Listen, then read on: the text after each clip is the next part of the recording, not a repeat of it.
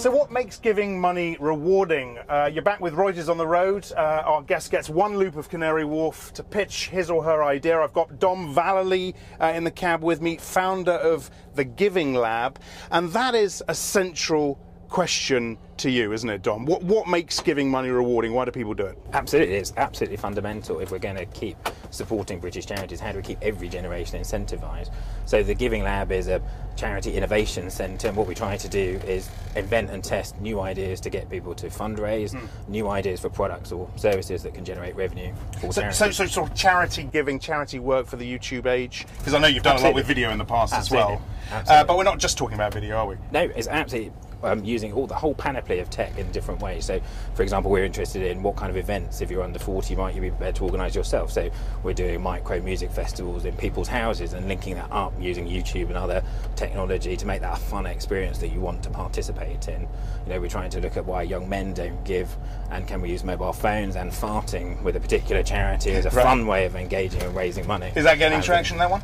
It's getting a lot of attention in the office and the people that we've been sharing it with, so the development of that. And like everything, it's an experiment. What we're trying to do is build up knowledge, test new ideas and test new technology, and then see what works and share that with I mean, I was looking at this stuff over the weekend, and I was trying to work out a way of pitching it to our viewers, and I came up with something like it's about making giving better, funnier, easier and more connected with the sort of YouTube generation. Is that roughly right? Absolutely correct. I mean, we've spent a year and a half, 2 years doing lots of online research into what makes people give.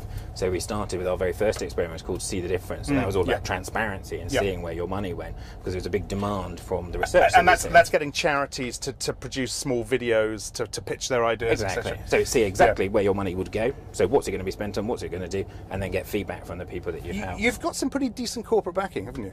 Absolutely. The money for the Giving Lab has come from some amazing funders. So the original development was funded by 35 philanthropists from the city, so right across the spectrum, and then the second round of funding has come from philanthropic institutions, so people like Comic Relief, Nesta, the government's innovation body, Barings Foundation, Pears Foundation. What is the fundraising target? Because I've read varying different numbers. I read 500 million in 5 years. We never set a target. It's all about innovation, and we don't know what things will take off. Sure, we'd love things to take off at scale. That's, I think, every entrepreneur and every innovator's dream. But you can never predict which ones are going to work. 500 million in 5 years sounds quite steep, I've got to say. I think that's pretty steep. We'd love that if that happens, but we'll wait and see. Just back to See the Difference, how many charities did you get on board for that? So with that, we worked with two lots of charities. So 65 when we were developing the idea, so from huge scale like Oxfam, Cancer Research, right the way down to tiny community organisations. And then for the second pilot, we worked with 120. Okay, and you make your money how right now? So really simply, so our income to keep the organisation running tends to come from philanthropists and philanthropic institutions. And then we also take a percentage of any donations that are made using our technology and our platform. Can you make a decent business out of it right now? It's interesting. I think it depends what your objective is. Do you want to maximise your commercial income? We're a charity, so that's not our objective. Our objective is to maximise value for the sector. So if we're a commercial business, we would be saying run as much as you possibly can through our platform.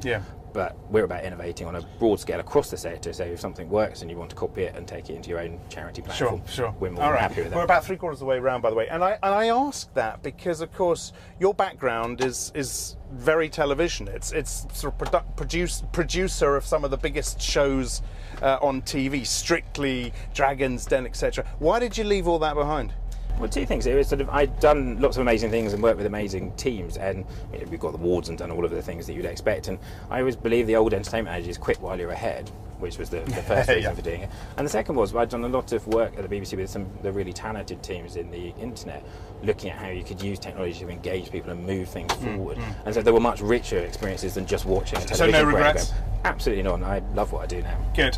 Let's finish up. It's back to this idea of how easy it is to get, particularly young people, to give in this climate. I mean, it's not a great climate for giving, is it, right now?